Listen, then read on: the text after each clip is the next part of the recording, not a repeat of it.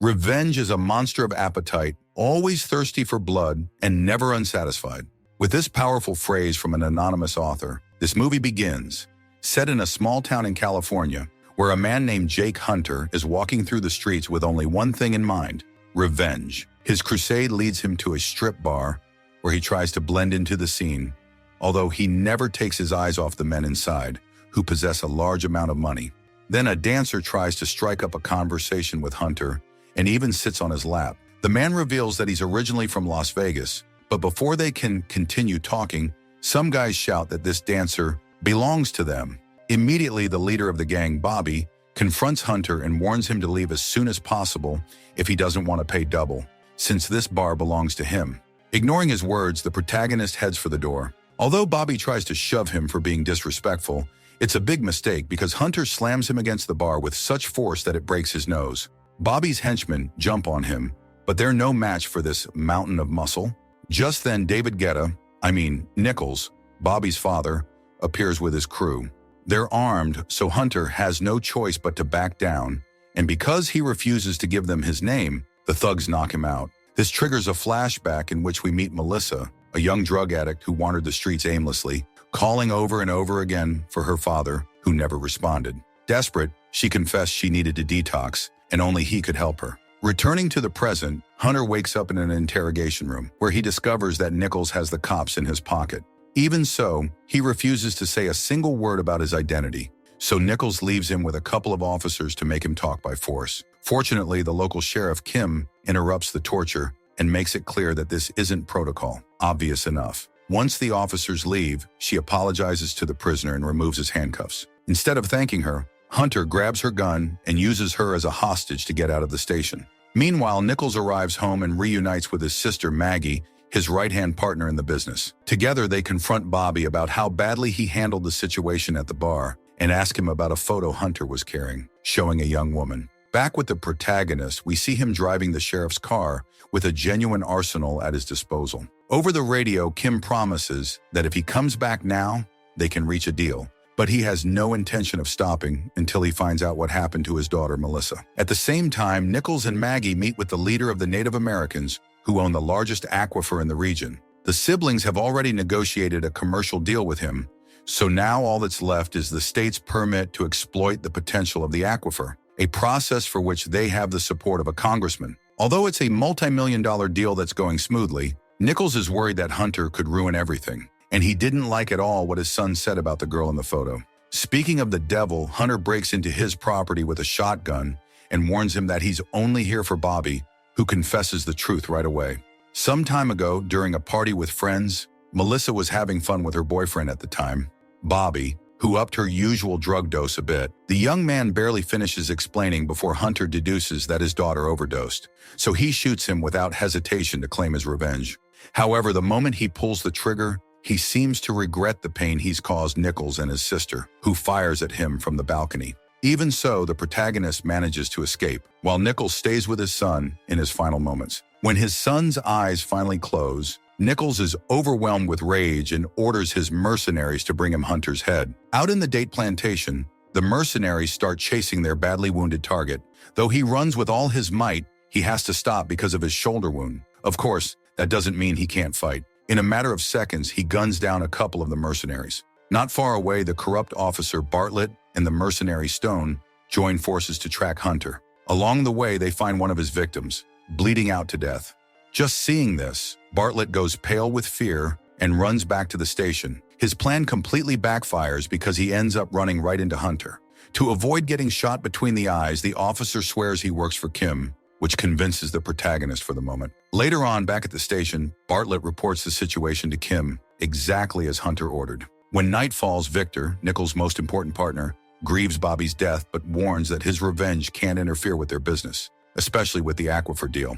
Maggie also tells him the same thing in her own way, reassuring him that Hunter will pay sooner or later. Thus, they must focus on continuing to expand their empire throughout California, a project they've been working on since they were young. In the next scene, Hunter wakes up remembering his last conversation with Murphy, his mentor from his time in the Black Ops forces. Back then, he confessed he wanted to leave the service to spend more time with his family. However, he felt he'd made that decision too late because he was already emotionally distant from his wife and daughter. In response, Murphy mentioned he could still get something positive out of it before it paralyzed him completely.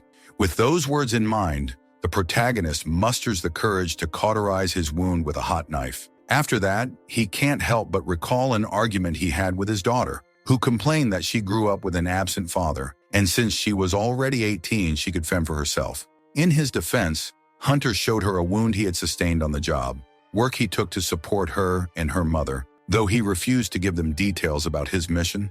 Therefore, Melissa also kept quiet about what she was doing with her life. Back in the present, Murphy visits Nichols to propose a deal, since he's the only one who can lure Hunter out of hiding. While catching his breath, Hunter remembers the time he tried to help his daughter with her drug addiction, but conventional rehab didn't seem to work for her. Consequently, he turned to Bill, an old Army friend who had overcome his own addiction in the past and often helped others do the same. Once he left her in Bill's care, Hunter left without another word, surprising his friend, while his daughter mentioned she was already used to it, a remark that now tears her father apart inside. Back at Nichols' house, Murphy states that he knows his reputation both as a businessman and for the other side of his operations, making it clear that neither will help him deal with Hunter, a man who won't stop until he kills him or until death catches up with Hunter himself.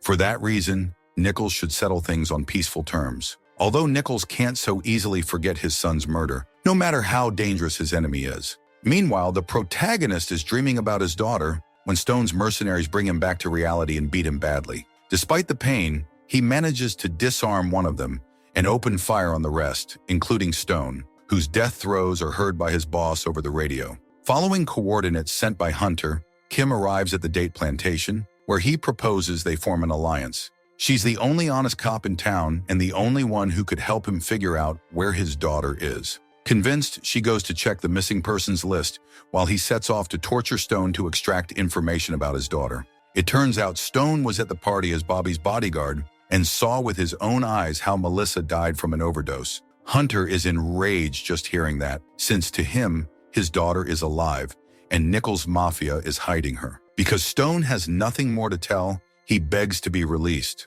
Hunter grants his wish under one small condition. He stabs him in the neck. After that, the protagonist collapses, sobbing, remembering his daughter in her prime and grieving her tragic end, if she truly is dead. This reminds him of the day he went looking for his daughter at Bill's place, only to find out she left long ago because not even his friend could help her. Rather than blaming the girl, Bill blamed the father for having been absent when she needed him most. At least he confessed that Melissa moved to a small town in California with a guy named Bobby. That was the beginning of his crusade. In the present, Murphy speaks with Hunter from the station and asks him to stop, something he's not willing to do until he finds answers about his daughter. Hearing that, the veteran warns Nichols' mercenaries that they should prepare for war because that's exactly what Hunter will bring them. He also orders them not to use lethal force against him, since Murphy still believes he can get through to him. At the same time, Kim notices that there are too many missing girls on the list. She starts to suspect that the protagonist is about to uncover a conspiracy